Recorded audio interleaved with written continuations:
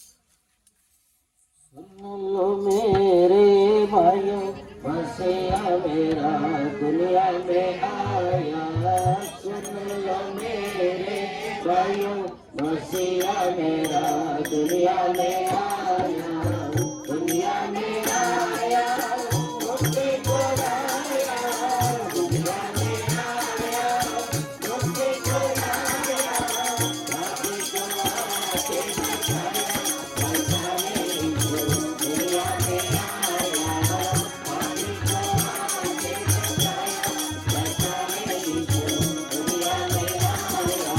सुन लो मेरे भाइयों, मसीहा मेरा दुनिया में आया, सुन लो मेरे भाइयों, मसीहा मेरा दुनिया में आया, मुझे अपने सगा, अपना देता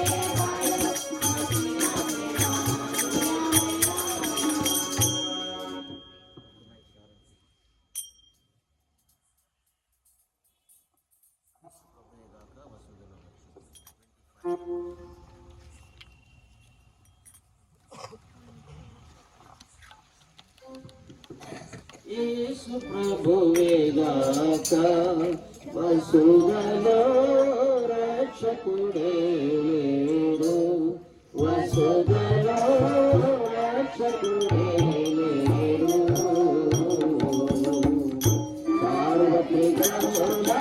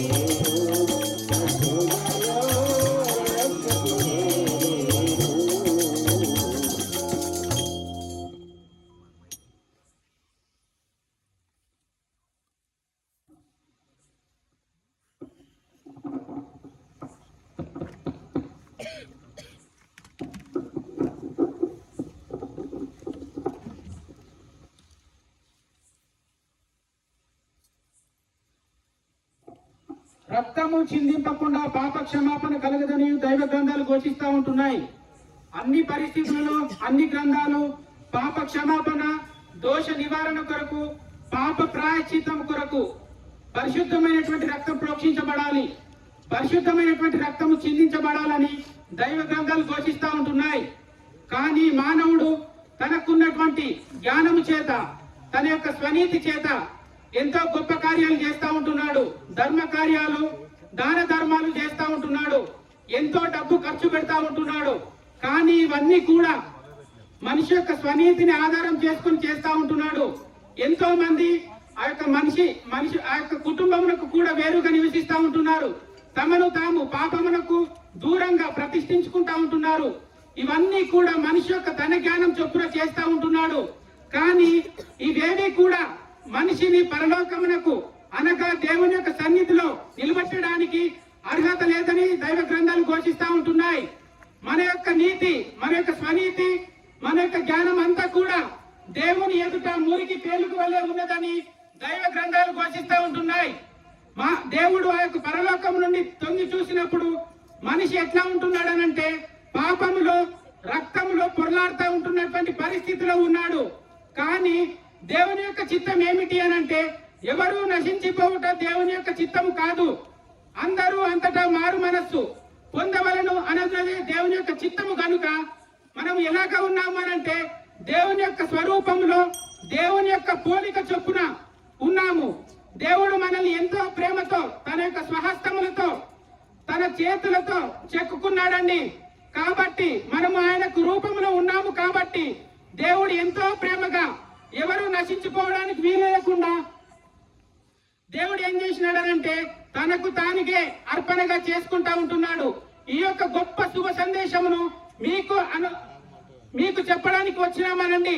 మనిషి రక్తంలో, పాపంలో పొరలాడుతున్నటువంటి పరిస్థితి నుండి దేవుడు పరలోకం నుండి చూస్తా ఉంటున్నప్పుడు, మరి భూమి క్రింద చూసినప్పుడు ఎవరు కూడా నీతిమంతుడుగా కనబడలేదండి.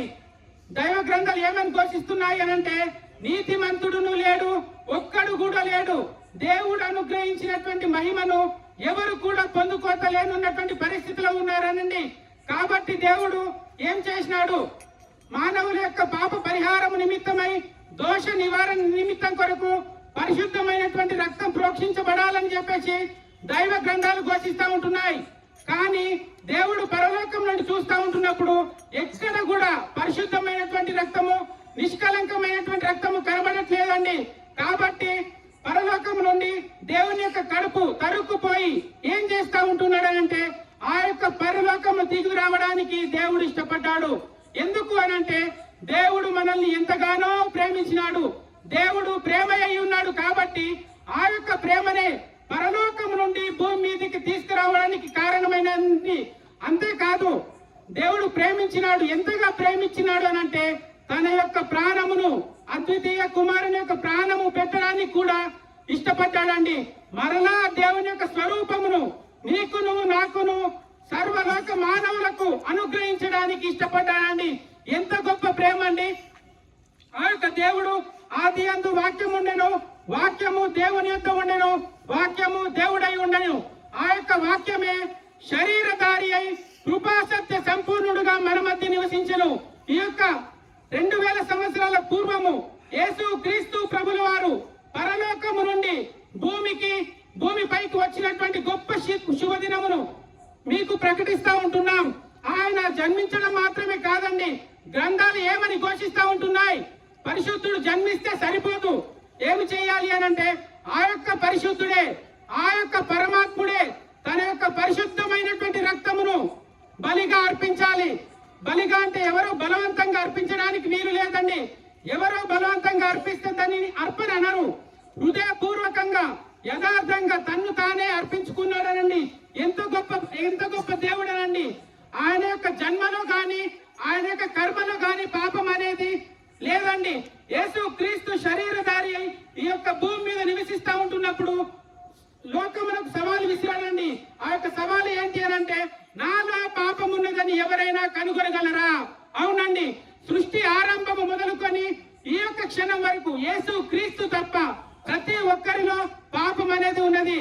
ఈ యొక్క భూమి పైన ఎంతో గొప్పవారు, ఎంతో సత్పురుషులు, మేము పెద్దవారము, మేము దేవుళ్ళము అని ఎంతో మంది పిలిపించుకున్నారు. కానీ ఎప్పుడైతే మరణం అనేది వచ్చిందో ప్రతి ఒక్కరు సృష్టి ఆరంభము మొదలుకొని ఈ యొక్క క్షణం మరణమునకు తల వంచినటువంటి వారే. కానీ యేసు క్రీస్తు ప్రభులు వారు 2000 సంవత్సరాల పూర్వము నాలో పాపమున్నతిని ఎవడైనా కనుగొనగలడా అని సవాలు విసిరాడనండి.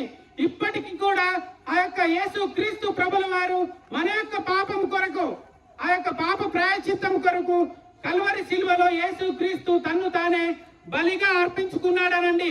గ్రంథాలు ఏమని ఘోషిస్తా ఉంటున్నాయి? సర్వలోకం యొక్క పాపాలు పరిహరించబడాలి అంటే పరిశుద్ధమైనటువంటి రక్తం ప్రోక్షించబడాలి. సర్వ పాప పరిహారం రక్త ప్రోక్షణం ఆవశ్యకం. తద్రక్తం పరమాత్మ పుణ్యదాన బలియాగమని గ్రంథాలు ఘోషిస్తా ఉంటున్నాయి. ఆ యొక్క రక్తం మనిషి రక్తం కాదు, కోడెల రక్తం కాదు, ఇంకా పశువుల రక్తం కాదండి. ఈ లోకంలో ఉన్న ప్రతి రక్తము మలినమైనది, మురికితో ఉన్నది. మురికితో ఉన్నటువంటి రక్తము, పాపంలో ఉన్నటువంటి మన యొక్క జన్మలో పాపం ఉన్నటువంటి రక్తమును శుభ్రపరచడలేదు.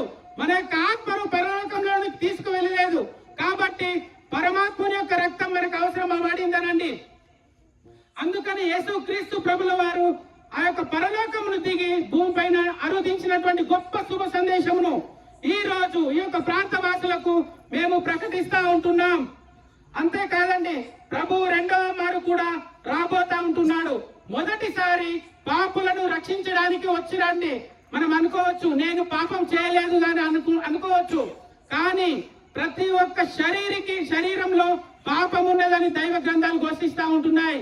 మనిషి యొక్క జన్మంలోనే పాపం ఉన్నదని గ్రంథాలు ఘోషిస్తా ఉంటున్నాయి.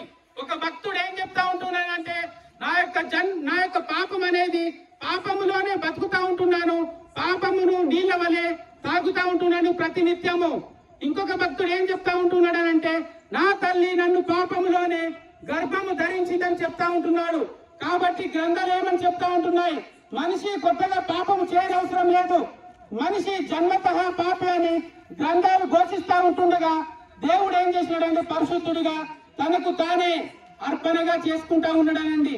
ఈ యొక్క గొప్ప శుభ సందేశాన్ని మీకు ప్రకటిస్తా ఉంటున్నాం. ఈ యొక్క సందేశాన్ని మీరు త్రోసివేయకుండా ఆ యొక్క కఠినమైనటువంటి హృదయమును తీసివేసి దేవుని యొక్క యేసు క్రీస్తు ప్రభు మాత్రమే దేవుడని అంగీకరించడని మనవి. ప్రభు రెండో మారు కూడా రాబోతా ఉంటున్నాడు. మొదటిసారి పాపులను రక్షించడానికి, రెండవసారి తన్ను ఎవరైతే అంగీకరించారో వారిని అందరినీ ఆ యొక్క నరకమునకు పాత్రులుగా చేసేదానికి వస్తా ఉంటున్నాడు. యేసు క్రీస్తు మేఘారూఢుడై ఉంటున్నప్పుడు పంచభూతములు వికటమైనటువంటి వేంద్రముతో లయమైపోయేటువంటి కాలము వచ్చుచున్నది. భూమి దాని మీద ఉన్నటువంటి సమస్తములను కాలిపోయేటువంటి కాలం వస్తా ఉంటున్నది. ఆ యొక్క దినము, ఆ యొక్క మహాదినము రాకముందే యేసు క్రీస్తు చెప్తా ఉంటున్నాడు, కాలము సంపూర్ణమై ఉన్నది, మారు మనస్సు పొందుడని 2000 సంవత్సరాల క్రితం ప్రకటించబడింది. ఇప్పుడు కూడా ప్రకటించబడింది. ఇప్పటి వరకు మనము ప్రాణముతో సజీవముగా ఉన్నామనంటే కేవలము దేవుని యొక్క కృపనే. కాబట్టి ప్రియులారా, ఇంత గొప్ప రక్షణను మనము నిర్లక్ష్యం చేస్తే మనం ఎలాగూ జీవిస్తాం, ఎలాగూ బ్రతుకుతాం? కేవలము యేసు క్రీస్తు రక్తం ద్వారా మాత్రమే దేవుని యొక్క సన్నిధిలో మనము ధైర్యముగా ప్రవేశిస్తాం. మరి ఈ యొక్క గొప్ప రక్షణను మీకు కూడా ఆపాదించాలి అని అంటే మొదటగా మీరు మోకరించి, ప్రభువా నేను పాపిని, నేను జన్మతః పాపిని అని నోటితో ఒప్పుకోవాలి, హృదయంతో విశ్వసించాలి.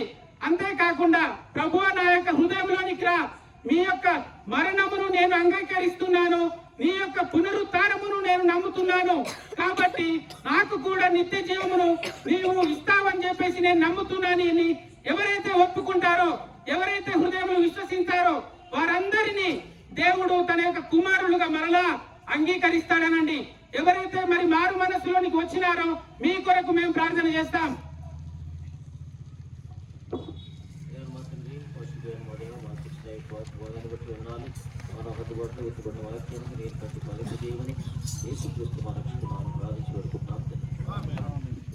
Song number 6.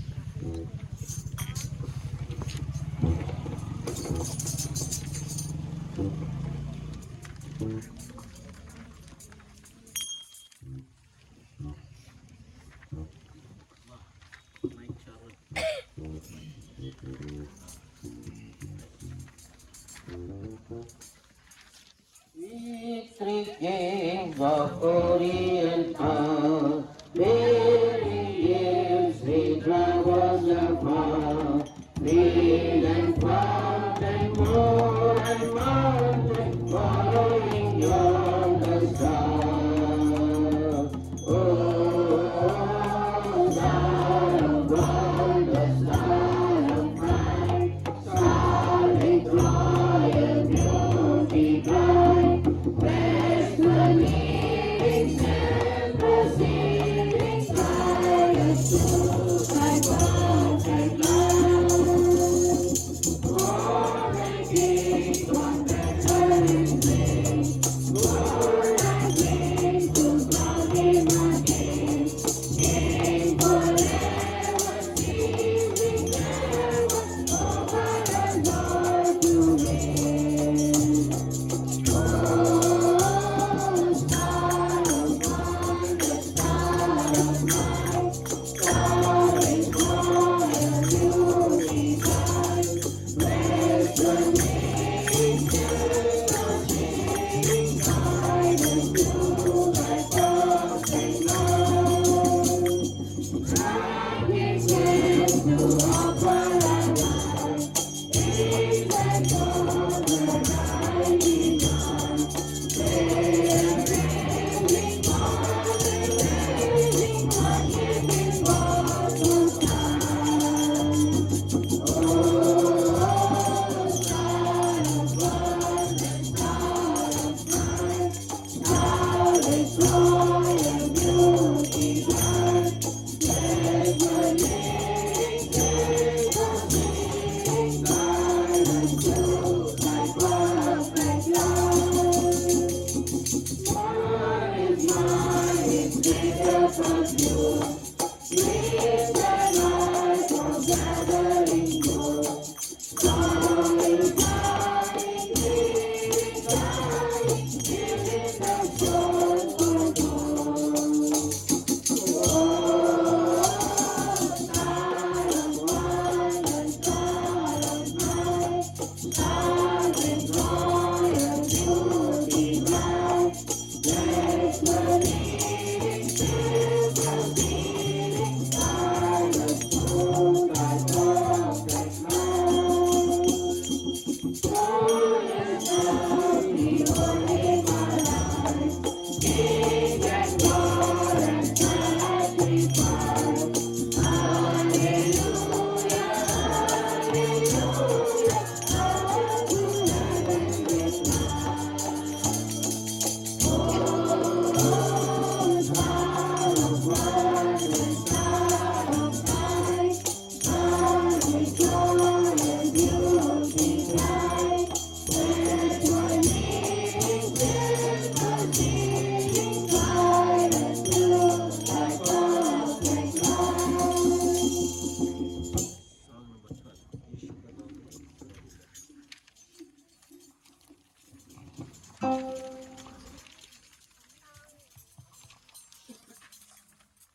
यीशु का नाम है सारे जमीन पर, इससे सफा के उगार।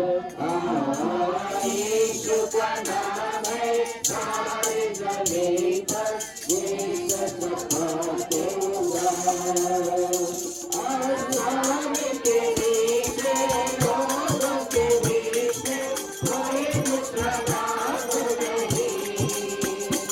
आसमान के नीचे, लोगों के बीच में, कोई मुस्कुराहट नहीं। यीशु का नाम है सारे जमीन पर, इससे सफा के उगार। यीशु का नाम है सारे जमीन पर, इससे सफा के उगार। ओ दुनिया में आया, नाम गवाया, दुनिया जहाँ तेरी राह। ओ दुनिया में आया, नाम गवाया, दुनिया जहाँ तेरी राह।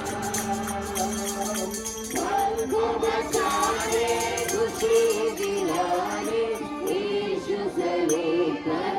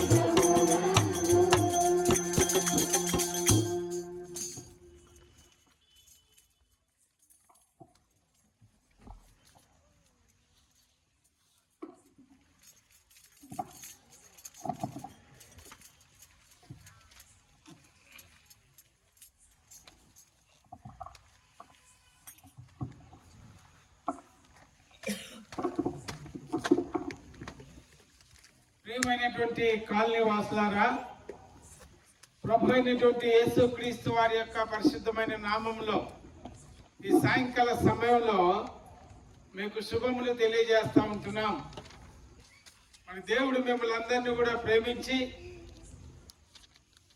తన కృపలో మిమ్మల్ని జ్ఞాపకం చేసుకొని ఈ సాయంకాల సమయంలో ప్రభు అయినటువంటి యేసు క్రీస్తు వారి యొక్క రక్షణ సువార్తను ఈ ప్రక్కనే ఉన్నటువంటి బేతేలు సంఘం ద్వారా మీకు తెలియజేస్తూ ఉంటున్నాం. మరి దేవుని యొక్క గ్రంథంలో కనుక చూస్తే ఏలయనగా మనకు శిశువు పుట్టెను, మనకు కుమారుడు అనుగ్రహింపబడెను, ఆయన భుజం మీద రాజ్యభారం ఉండును, ఆయన ఆలోచనకర్త, బలవంతుడగు దేవుడు, నిత్యుడగు తండ్రి, సమాధానకర్తయగు అధిపతి అని చెప్పేసి ప్రభు అయినటువంటి యేసు క్రీస్తు వారు ఈ లోకంలో జన్మించబడక ముందే ప్రవక్తలు ప్రవచనం ఎత్తి రాశారు. ఆ యొక్క ప్రవచనం నెరవేరినట్లుగా 2023 సంవత్సరాల క్రితం మన కొరకై రక్షకుడు, మన కొరకై కుమారుడు అనుగ్రహించబడ్డాడు. పిల్లారా, దేవుడు ఈ లోకాన్ని ఎంతగానో ప్రేమిస్తూ వచ్చాడు. లోకంలో ఉన్నదంతా కూడా మరి మానవులు దేవుని చేత సృష్టింపబడినటువంటి వారు, దేవుని యొక్క స్వరూపంలో, దేవుని యొక్క పోలికలో దేవుడు మానవుణ్ణి సృష్టించినట్టుగా మనం గమనిస్తూ వస్తాం. ఈ మానవుని దేవుడు ఎంతగానో ప్రేమిస్తూ వస్తున్నాడు. మరి దేవుని చేత చేయబడినటువంటి మానవుడు దేవుని నుండి దూరం అయిపోయినాడు. ఆజ్ఞను అతిక్రమించడం ద్వారా మరి పాపములో ప్రవేశించాడు. ఆజ్ఞాతిక్రమమే పాపం అని చెప్పేసి దేవుని యొక్క వాక్యం సెలవిస్తూ ఉంటుంది. ప్రియులారా, మరి ఆజ్ఞను అతిక్రమించి పాపం చేయడం ద్వారా దేవుని సన్నిధిని మానవుడు పోగొట్టుకున్నాడు. తద్వారా పాపంలో ప్రవేశించాడు. ఆ టైంలో దేవుడు తాను సృష్టించిన మానవుడు పాపంలో ప్రవేశించి పాపంలో జీవిస్తూ పాపంలోనే నశించిపోతూ పాపంలో భారభరితంగా ఉండడం దేవునికి ఎంత మాత్రం కూడా ఇష్టం లేక ఆయనే, ఆ దేవాది దేవుడే మనందరి కొరకై తను తాను తగ్గించుకొని ఈ లోకంలో ఒక శిశువుగా, ఒక కుమారునిగా, ఒక 2023 సంవత్సరాల క్రితము లోక రక్షకుడుగా మరి ఈ యొక్క లోకంలో సామాన్యమైనటువంటి మానవుడుగా ఆ పశువుల పాకలో జన్మించాడు. మరి అందరికీ అందుబాటులో ఉండాలని మరి సామాన్యుడిగా ఒక నరరూపం ఎత్తి దేవాది దేవుడు ఈ లోకంలో కుమారుని రూపేణ జన్మించాడు. ఆయన ఆశ్చర్యకరమైనటువంటి దేవుడు, ఆలోచన చెప్పే దేవుడు, బలవంతుడైనటువంటి దేవుడు, అంతేకాకుండా సమాధానం ఇచ్చేటువంటి దేవుడు. మరి ఎందుకు సమాధానం? పిల్లల పాపంలో జీవిస్తూ ఉన్నప్పుడు మరి మానవుడికి సంతోషం లేదు, సమాధానం లేదు, నెమ్మది లేదు. మరి మానవుడు పాపం యొక్క ఏలుబడిలోనూ పాపం యొక్క కబంధ హస్తాల్లోనూ చిక్కుని ఉన్నాడు. అంతేకాకుండా సాతాను మానవుణ్ణి ఏలుతూ ఉంది.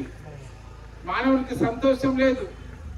జీవితంలో ఎంత సంపాదించుకున్నా, ఎన్ని ఉన్నప్పటికీ ఒక అసమాధాన స్థితిలో మానవుడు జీవిస్తూ ఉంటే మానవుణ్ణి దేవుడు జ్ఞాపకం చేసుకుని ఈ లోకానికి నరరూపం ఎత్తి వచ్చాడు. మరి ఆయన జనన విధానం చూసినప్పుడు ఎంతగానో మరి తగ్గించుకున్నవాడుగాను లోకంలో మానవులందరి కొరకు తను తాను రిక్తులుగాను దాసులుగాను చేయబడ్డాడు. కాబట్టి మరి మనం గమనించి చూస్తాం. మానవుని గురించి ఏం రాయబడిందంటే, మరి పాపం వల్ల వచ్చే జీతము మరణం. ఒకడు సమస్తాన్ని సంపాదించుకొని తన ప్రాణములు పోగొట్టుకుంటే వానికి ఏమి ప్రయోజనము అని చెప్పేసి దేవుని వాక్యం సెలవిస్తూ ఉంటుంది. ఈ లోకంలో ఎంతో భోగభాగ్యాలతో జీవిస్తూ వస్తాం, కానీ పాప జీవితంలో మనం ఉంటున్నాం. పాపం వల్ల వచ్చే జీతము మరణం. మన ప్రాణాన్ని మనం పోగొట్టుకుంటే మనకేమి ప్రయోజనం లేదని వాక్యం సెలవిస్తూ ఉంటుంది. మానవుడు పాపంలో జీవించి పాపంలోనే మరణిస్తూ ఉన్నాడు. మరి మానవుడు ఆ యొక్క మానవుని మట్టితో చేయబడిన శరీరం మట్టికి మట్టిగా దుమ్ముకు ధూళిగా అర్పించబడినప్పటికీ మానవుల్లో దేవుడు పెట్టినటువంటి దీపము మరికి రెండే మార్గాలు ఉన్నాయి, ఒకటి నరకము, ఒకటి మోక్షం. మరి పాపంలో జీవించడం ద్వారా, పాపంలోనే మరణించడం ద్వారా పాపిగా నీ జీవిత యాత్రను ముగిస్తే నీవు ఎక్కడికి వెళ్తావు అంటే నరకానికి వెళ్తావు. నరకం గురించి బహు భయంకరంగా రాయబడింది దేవుని గ్రంథంలో. అక్కడ అగ్ని ఆరదు, పురుగు చావదు, వేదనతో కూడినటువంటి పరిస్థితి, మంటల్లో గంధకంలో కాలిపోయే పరిస్థితి. కాబట్టి ఈ లోకంలో ఇంత జీవించి, ఇంత బ్రతికి ఇంత స్థాయిలో ఉండి చివరికి మన ప్రాణాన్ని, ఆత్మను పోగొట్టుకొని మరి ఆ నరకంలో పడిపోతే మనకి ఏమి ప్రయోజనం అని చెప్పేసి దేవుని వాక్యం సెలవిస్తుంది. ఈ నరకం నుంచి తప్పించబడడానికే యేసుక్రీస్తు ప్రభు వారు ఈ లోకానికి వచ్చాడు. మన వాక్యం సెలవిస్తుంది మనం అందరం కూడా పాపులమే. మరి పాపం నుంచి ఎలా బయటపడాలా? మనకంటూ మనము పాపం నుంచి బయటపడలేమండి. అందుకోసమే నీతిమంతుడు లేడు, ఒక్కడు లేడు. ప్రతి ఒక్కరు కూడా దేవుని నుంచి దూరం అయిపోయి పాపంలో ప్రవేశించినటువంటి వారమే. మన శరీరంలో రక్త మాంసాలు ఉన్నాయి, రక్త మాంసాల్లో పాపం ఉంది. మరి రక్త మాంసాలు దేవుని రాజ్యాన్ని స్వతంత్రించుకునే మనము శరీరానికి లోబడి జీవిస్తూ ఉంటున్నాం. కాబట్టి పాపం నుంచి మనం బయటకు రాలేము. కానీ పాపం నుంచి బయటికి రావడానికి ఒకటే మార్గం. యేసు ప్రభు చెప్పాడు, నేనే మార్గము, సత్యము, జీవము. నా ద్వారా తప్ప ఎవడునూ పరలోక రాజ్యాన్ని చేరలేడు. ఆ పరలోక రాజ్యం, ఆ మోక్షాన్ని ప్రసాదించడం కొరకై ఆయన ఈ లోకానికి వచ్చాడు. మరి ఆయన ఈ లోకానికి వచ్చి చేసింది ఏంటి అని చెప్పి ఆలోచన చేస్తే మన అందరి పాపములు ఆయన మీద వేసుకున్నాడు. దేవుని వాక్యంలో రాయబడింది, మన అతిక్రమములను బట్టి అతను గాయపరచబడ్డాడు, మన పాపములను బట్టి అతడు కొత్తబడ్డాడు. మన సమాధానార్థమైనటువంటి శిక్ష అతని మీద మోపబడింది. అతను పొందిన దెబ్బల చేత మనకు స్వస్థత కలిగింది అని వాక్యం ఏం సెలవిస్తూ ఉంటుందంటే, మన పాప భారం అంతా కూడా అతని మీద మోపబడింది. మన పాపముల కొరకై ఆయన శిలువలో బలియాగంగా అర్పించబడ్డాడు. ఆయన పరిశుద్ధమైన రక్తము ఆయన మన కొరకై చిందించాడు. మనం చూస్తూ వచ్చాం ఇంతకుముందు, రక్తము చిందింపకుండా పాప క్షమాపణ లేదు అని.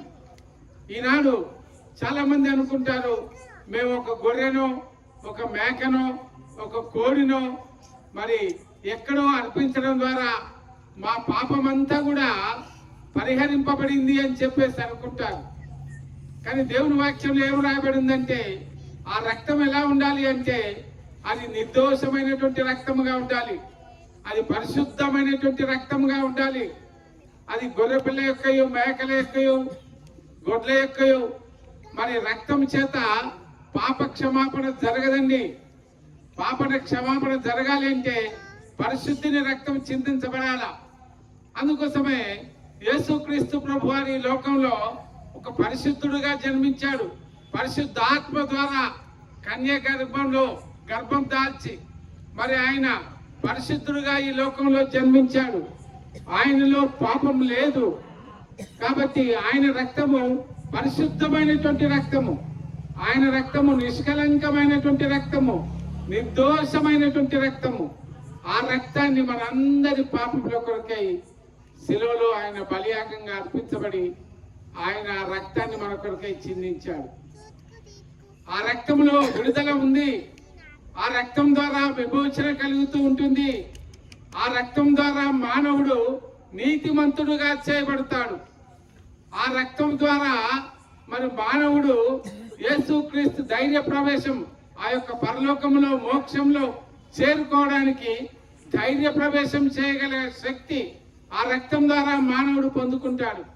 ఆ రక్తం ద్వారానే మానవుని యొక్క పాపములన్నీ కూడా పరిహరించబడతాయి. ఆ రక్తం ద్వారానే కేవలము యేసుక్రీస్తు ప్రభునందు విశ్వాసం ఉంచడం ద్వారా మరి మానవుడు నీతిమంతుడుగా చేయబడతాడని చెప్పేసి వాక్యం సెలవిస్తూ ఉంటుంది. ఆయన మనందరి పాపముల కొరకై సిలువలో బలియాగంగా అర్పించబడ్డాడు. ఆయన యొక్క ప్రజాపతిగా ఆయన యొక్క బలి అర్పణముగా అర్పించబడడానికే ఈ లోకానికి మరి పంపించబడ్డాడు. మనందరి పాపములు ఆయన మీద వేసుకొని మరి ఆయన సిలువలో మరణించాడు. ఆయన మరి మన పాపముల కొరకై మరి హోమముగాను అర్పణముగాను ప్రాయశ్చిత్త బలిగా ఆయన అర్పించబడ్డాడు. ఇక ఏ రక్తము, ఏ మేకలు, గొర్రెలు, పశువుల యొక్క రక్తాన్ని చిందించవలసినటువంటి అవసరం లేదు. ఒక్కసారే ఆయన బలిగా అర్పించబడ్డాడు. ఇక ఏ బలితో సంబంధం లేదండి. కానీ చాలా మంది ఈ సత్యాన్ని గ్రహించక ఇంకా చీకట్లో జీవిస్తూ బలులు అర్పిస్తూ వాటి ద్వారా మోక్షం చేరుకుంటామని ఆలోచన చేస్తే అది సరైన మార్గము కాదు. కేవలం యేసుక్రీస్తు ప్రభు ద్వారా మాత్రమే మోక్షం. అందుకోసం ఆయన ఒక మాట పిలిచాడు, ప్రయాసపడి భారం మోస్తున్న సమస్త జనులారా నా యొద్దకు రండి, నేను మీకు విశ్రాంతి కలగజేస్తా అన్నాడు. కాబట్టి మరి పాపులను రక్షించట కొరకై పాపుల రక్షకుడుగా ఆయన ఈ లోకానికి వచ్చాడు. నశించిన దానిని వెతికి రక్షించడం కొరకై ఈ లోకానికి వచ్చాడు. ఎందరైతే ఆయన అంగీకరిస్తారో వారందరూ కూడా పాపం నుంచి విడుదల పొందుతారు, నీతిమంతులుగా చేయబడతారు, పరలోక రాజ్యానికి మోక్షానికి వారసులుగా చేయబడతారు. అయితే నేను అన్ని కూడా నీతి కార్యాలు మంచి కార్యాలు చేస్తున్నా, నేను మంచివాడను అని చెప్పి అనుకుంటే మనల్ని మనమే మోసపుచ్చుకుంటాం. ఆయన్ని అబద్ధికునిగా చేసిన వారంగా అవుతాం. మన పాపములను మనం ఒప్పుకొని ఆయన నమ్మదగిన వాడు, ఆయన నీతిమంతుడు, ఆయన ఒక్కడే నీతిమంతుడు. ఆయన నీతి ద్వారా మాత్రమే మనము నీతిమంతులుగా తీర్చబడతాం. మన పాపాలను మనం ఒప్పుకుంటే ఆయన మనల్ని క్షమించి సమస్తమైన దుర్నీతి నుండి పాపం నుంచి విడుదల కలగజేసి ఆ మోక్షాన్ని చేరుకోవడానికి మార్గాన్ని సుగమము చేస్తాడు. మనం పాపం లేని వారమని చెప్పుకుంటే మనల్ని మనం మోసపుచ్చుకుంటాం. మరి చివరకు మన యొక్క ప్రయాణం ఎక్కడ పోతుందంటే ఆ నరకానికి పోతాం. నరకంలో ఆహుతి అయిపోతాం, అగ్నికి మరి గురి చేయబడతాం. కాబట్టి పాపులను రక్షించే కొరకై యేసుక్రీస్తు ప్రభు వారి లోకానికి వచ్చారంటుంది. ఆ రక్షణ సువార్త ఆనాడు మరి దూతలు ప్రకటించి ఉంటున్నారు. ఈనాడు బేతేలు సంఘం ద్వారా మేము ప్రకటిస్తూ ఉంటున్నాం. దేవుడు ఈ సాయంకాల సమయంలో మిమ్మల్ని ప్రేమిస్తూ ఉంటున్నాడు. మీ కొరకు ప్రాణం పెట్టిన దేవుడు మిమ్మల్ని ఆహ్వానిస్తూ ఉంటున్నాడు. కాబట్టి ఎటువంటి జీవితంలో ఉన్నప్పటికీ, ఎంత భరితమైన అటువంటి పరిస్థితుల్లో జీవిస్తున్నప్పటికీ, సమాధానం లేని స్థితిలో ఉన్నప్పటికీ దేవుడు నిన్ను ఆహ్వానిస్తూ ఉంటున్నాడు. ఆయన యందు విశ్వాసం ఉంచడం ద్వారా నీ జీవితాన్నే మార్చివేస్తాడు. ఈ లోకంలో భూమి మీద ఆయనకిష్టులైన మనుషులకు సమాధానం అని దేవుని వాక్యం సెలవిస్తూ ఉంటుంది. ఈ లోకంలో నీ జీవిస్తూ ఉన్నప్పుడు నువ్వు యేసుక్రీస్తు ప్రభువుని నీవు అంగీకరిస్తే, నీ పాపాలు ఆయన సన్నిధిలో ఒప్పుకుంటే నీకు సమాధానం ఉంటుంది, నెమ్మది ఉంటుంది. ఆయన నీకు తోడుగా ఉంటాడు, నిన్ను నడిపిస్తాడు. ఈ లోక యాత్ర ముగించే వరకు ఆయన కొరకై నిన్ను జీవింపజేస్తాడు. ఈ లోక యాత్ర నీవు ముగిస్తే పరలోకానికి పోతావు, మోక్షానికి చేరుకుంటావు. ఇదే రక్షణ సువార్త. మరి ఈ రక్షణ సువార్తను మీకు అందిస్తూ ఉంటున్నాం. దీని కొరకు ప్రయాసపడవలసిన అవసరం లేదు. దీని కొరకు డబ్బులు వెచ్చించవలసినటువంటి అవసరం లేదు. దీని కొరకు ఏదో యజ్ఞాలు యాగాలు చేయవలసిన అవసరం లేదు. ఇంకెక్కడికో సుదీర్ఘమైనటువంటి ప్రయాణం చేయాల్సిన అవసరం లేదు. రక్షణ అనేది నీ ఇంటి ముందే ఉంది, నీకు సమీపంలోనే ఉంది. కాకపోతే ఒకటేంటంటే నీవు అంగీకరించాలా, యేసు ప్రభు నా పాపముల కొరకై ఈ లోకంలో జన్మించాడు, నా పాపముల కొరకై శిలువలో బలి అర్పణముగా అర్పింపబడ్డాడు, నా పాపముల కొరకై ఆయన శిక్షింపబడ్డాడు, చనిపోయినాడు, పాతి పెట్టబడ్డాడు, మూడవ దినమున తిరిగి లేచి మృత్యుంజయుడిగా మరి మరణాన్ని జయించి సమాధిని జయించి మరి ఆయన తిరిగి లేచి పునరుత్థానుడుగా తండ్రి అయిన దేవుని యొక్క కుడి పార్శ్వంలో ఉన్నాడు.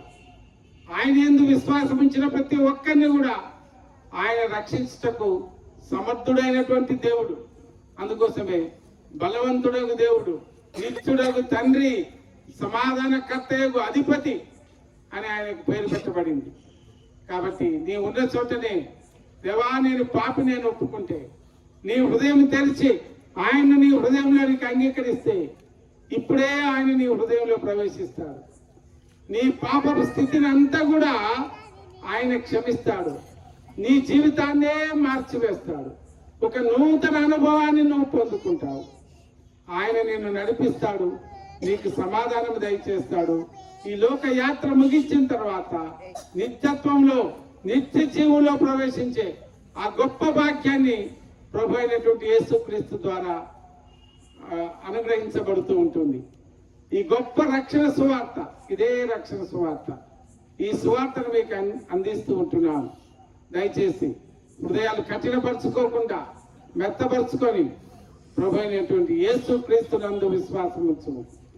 అప్పుడు నీవును నీ ఇంటి వారు రక్షింపబడతారు, సమాధానాన్ని పొందుకుంటారు, నిత్య జీవంలోనికి ప్రవేశిస్తారు. మరి మీరున్న చోటనే మరి మీ యొక్క హృదయం దేవునికి తెరిచి మీరు కళ్ళు మూసుకుంటే మీ కొరకే ప్రార్థిస్తాము. దేవుడు అతి గొప్ప భాగ్యము, రక్షణ భాగ్యము మీకందరికి కూడా అనుగ్రహించును గాక. మా తండ్రి, పరిశుద్ధమైన మా దేవ, యేసుక్రీస్తు మా రక్షకుడు నామములో మీ పాద సన్నిధికి వస్తూ ఉంటున్నాం. మరో హద్దుబాటులో విత్తబడిన ఈ యొక్క వాక్యానికి నీరు కట్టి పాలింపజేయండి. అనేక హృదయాల్లో కార్యాన్ని జరిగించండి. మా మీ యొక్క హృదయం మీ యొక్క వాక్యము నిష్ఫలముగా తిరిగి రాదని ప్రకటించిన వాక్యానికి నీరు కట్టి పాలింపజేయవలసిందిగా, కృప చూపించవలసిందిగా, విన్న వారి హృదయంలో కార్యాన్ని జరిగించమని, రక్షణ జ్ఞానంలోకి తీసుకున్నామని యేసుక్రీస్తు మా రక్షకుడు నామములో ప్రార్థించి వేడుకుంటున్నాము తండ్రి. Song number 14.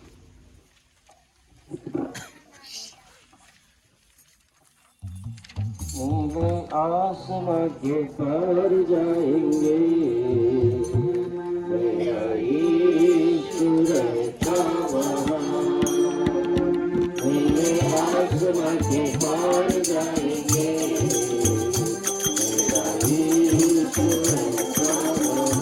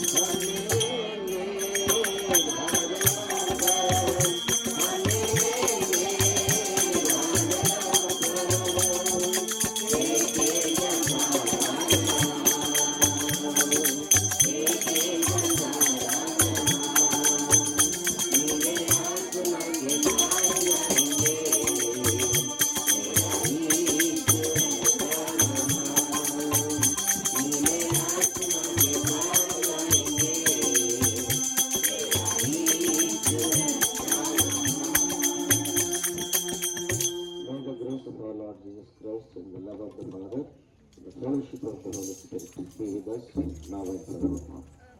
Amen. Majesty, worship His majesty, unto Jesus we are glory, honor, and praise.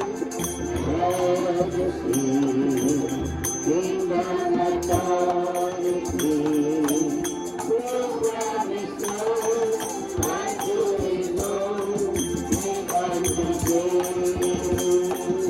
We promise Lord, unto His own, we welcome praise.